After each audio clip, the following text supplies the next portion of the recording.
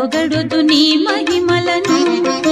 ఎలుక పైన ఊరేగి ఎల్ల లోకముల తిరిగి ఏలుచుందు వెల్లరను.